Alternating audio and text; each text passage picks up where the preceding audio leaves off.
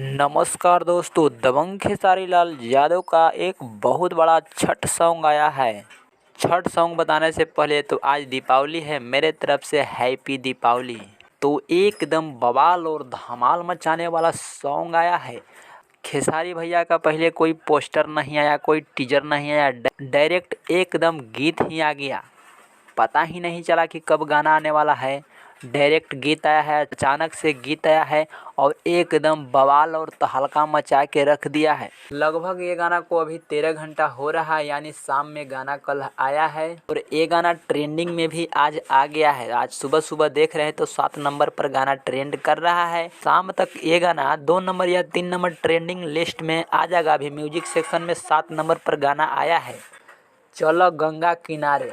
गाना के नाम है चलो गंगा किनारे। एकदम बवाल और धमाल का सॉन्ग है। गाना को गाए हैं खेसारी लाल यादव और करिश्मा कक्कर, और वीडियो गाने में नज़र आ रहे हैं खेसारी लाल यादव और सपना चौहान।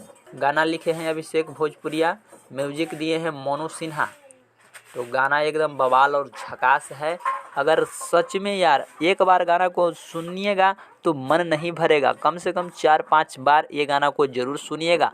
तो जा कर के देखिए। गाना आया है खेसारी म्यूजिक वर्ल्ड के यूट्यूब चैनल से।